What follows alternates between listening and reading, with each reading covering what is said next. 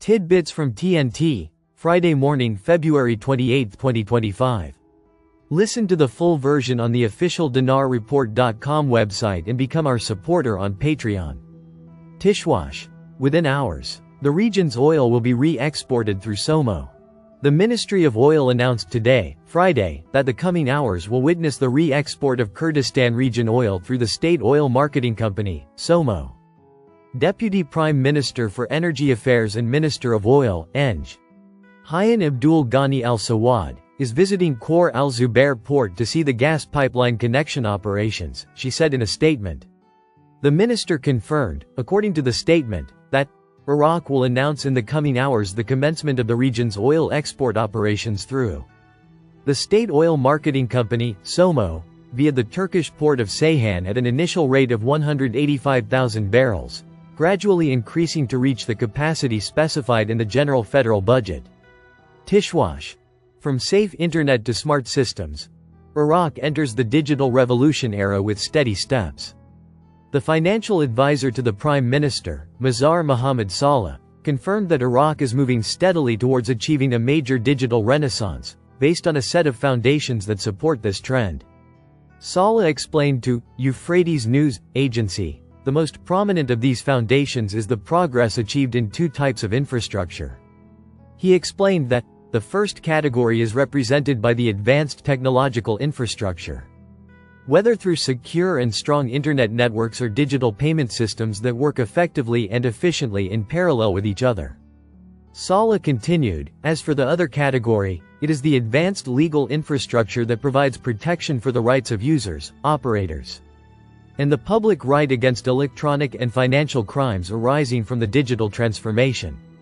He pointed out the importance of having the ability to keep pace with the developments of digital technology in the virtual world on an ongoing basis, indicating that the advisory team in the General Secretariat and all relevant Iraqi state institutions are keen to achieve this to ensure that Iraq enters the new digital age. Tishwash. Iraq agrees to supply Lebanon with crude oil, with immediate cash payment. Lebanese media sources quoted informed sources as saying that the Lebanese delegation to Iraq, consisting of IDAL chairman Mazen Swede and Brigadier General Hassan Shakir, agreed with Iraqi officials to renew the fuel supply contract to operate the Electricité du Liban plants with some amendments to its implementation mechanism. The sources indicated that Iraq will supply about 2 million tons of crude oil after it had been supplying fuel oil, in exchange for paying the price of the shipments in cash. And immediately, unlike the three previous versions of the contract that included Lebanon paying the price of the shipments through services provided in Lebanon to the Iraqis. Provided that the previous arrears amounting to $2 billion would be addressed through the platform between the two countries to provide the agreed-upon services. By the end of 2024 and until the formation of the new government, a huge amount has accumulated on Lebanon for the price of fuel shipments. Lebanon has only paid $118 million out of $2 billion. This accumulated amount is the result of 3 copies of renewed contracts between the two parties. The fourth version of the contract includes the supply of 2 million tons of crude oil and payment for it in cash. These renovations were carried out with provisions and sympathy, even though Lebanon was not paying the cost of the shipments. Despite Iraqi facilities, Lebanon was unable to pay the bills. These facilities stipulated that Lebanon would pay the price of fuel in Lebanese pounds, and that the amounts would be deposited in the Iraqi government's account at the Bank of Lebanon, and would be spent on services for Iraqis, including hospitalization and medical treatment for Iraqis in Lebanon exclusively. Tishwash. Central Bank of Iraq signs agreement with Emirates Islamic Bank.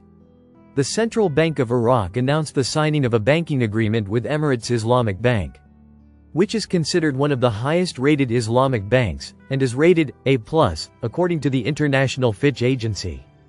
Thus, Emirates Islamic Bank is a distinctive addition to the banking relations that the Central Bank of Iraq has established with advanced regional and international banks in recent years.